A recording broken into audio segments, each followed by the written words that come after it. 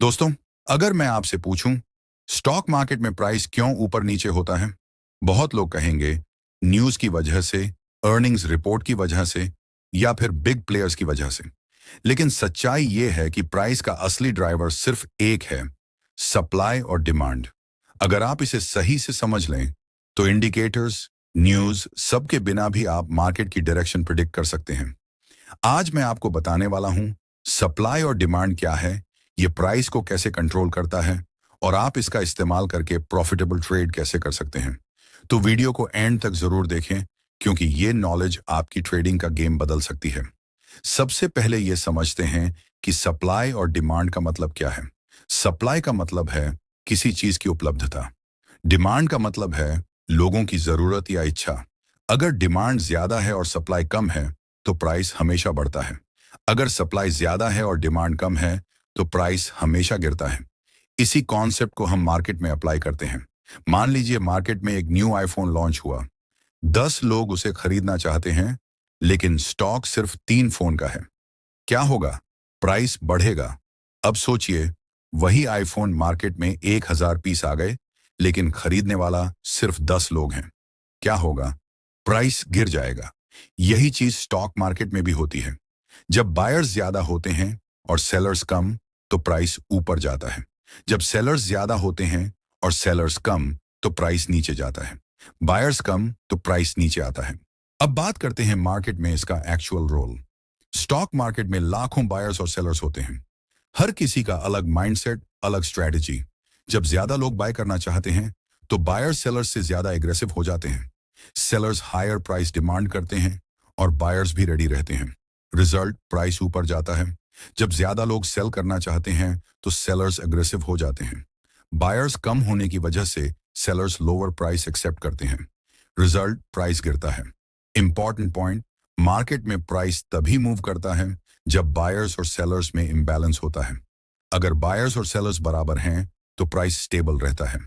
Example, मान लीजिए किसी कंपनी के स्ट्रॉन्ग क्वार्टरली रिजल्ट्स आए, न्यूज पॉजिटिव है, ज्यादा लोग बाय करना चाहेंगे, डिमांड हाई होगी, प्राइस ऊपर जाएगा।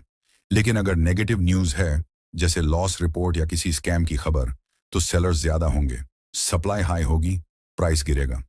दोस्तों, मार्केट में प्राइस का हर मूव सप्लाई और डिमांड के इम्बैलेंस की वजह से होता है।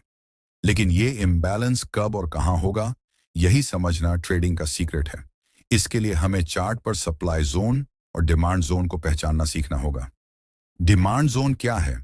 डिमांड जोन वो एरिया होता है जहां बायर्स एक्टिव होते हैं। जैसे ही प्राइस वहां आता है, बायर्स एंट्री करते हैं और प्राइस को ऊपर पुश करते हैं। एग्जाम्पल, अगर किसी स्टॉक का प्राइस 100 रुपए से 120 रुपए गया और फिर 105 रुपए पर आकर फिर से 130 रुपए चला गया, तो 100 से 15 रुपए का एरिया डिमांड जोन है। सप्लाई जोन क्या है? सप्लाई जोन वो एरिया है जहां सेलर्स एक्टिव होते हैं। जैसे ही प्राइस वहां जाता है, सेलर्स मार्केट में एंटर करते हैं और प्राइस को नीचे पुश करते हैं। अब सवाल आता है, इन जोन्स को पहचाने कैसे? इसके लिए कुछ रूल्स हैं। स्ट्रॉन्ग मूव, जहां से प्राइस ने फास्ट और स्ट्रॉन्ग मूव किया है, वहां सप्लाई या डिमांड जोन हो सकता है। बेस प्लस रैली, अगर प्राइस कुछ समय के लिए स्टेबल रहा, बेस बनाया और फिर तेजी से ऊपर गया, रैली, तो बेस डिमांड जोन है। बेस प्लस ड्रॉप, अगर प्राइस स्टेबल रहा और फिर गिरा, तो बेस सप्लाई जोन है। मल्टीपल रिजेक्शंस, अगर प्राइस बार बार एक एरिया से रिवर्स हो रहा है तो वहां बायर्स या सेलर्स स्ट्रांग हैं। एग्जाम्पल, मान लीजिए किसी स्टॉक का चार्ट देख रहे हैं, 150 रुपए पर बार बार सपोर्ट मिल रहा है और वहां से प्राइस ऊपर जा रहा है, ये डिमांड जोन है। 200 रुपए पर बार बार प्राइस रिवर्स हो रहा है, ये सप्लाई जोन है। अब बात करते हैं प्रैक्टिकल ट्रेडिंग की। जब आप डिमांड जोन के पास हों तो बाइंग अपॉर्चुनिटी होती है। जब आप सप्लाई जोन के पास हों तो सेलिंग या शॉर्ट अपॉर्चुनिटी होती है। बाइंग स्ट्रैटेजी, डिमांड जोन के पास प्राइस आए, कॉन्फर्मेशन कैंडल बने, जैसे bullish engulfing, entry demand zone के ऊपर करें, स्टॉप लॉस डिमांड जोन के नीचे रखें। सेलिंग स्ट्रैटेजी, सप्लाई जोन के पास प्राइस जाए, कॉन्फर्मेशन कैंडल बने, जैसे bearish engulfing, entry supply zone के नीचे करें, स्टॉप लॉस सप्लाई जोन के ऊपर रखें, टारगेट हमेशा नेक्स्ट ऑपोजिट जोन तक रखें। रिस्क मैनेजमेंट, एक ट्रेड में कैपिटल का 2 से 3% से ज्यादा रिस्क न लें। लॉट साइज छोटा रखें। बहुत सारे बिगिनर्स ये गलती करते हैं, सिर्फ जोन देखकर ट्रेड कर लेना। कॉन्फर्मेशन जरूरी है, रिस्क मैनेजमेंट इग्नोर करना, हर बार बड़े टारगेट एक्सपेक्ट करना। दोस्तों, आज आपने जाना कि सप्लाई और डिमांड सिर्फ इकोनॉमिक्स का टॉपिक नहीं है, ये स्टॉक मार्केट की धड़कन है।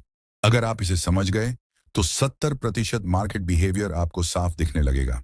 अगर आपको ये वीडियो हेल्पफुल लगा तो लाइक जरूर करें, चैनल को सब्सक्राइब करें और कमेंट में बताएं अगला वीडियो किस टॉपिक पर चाहिए।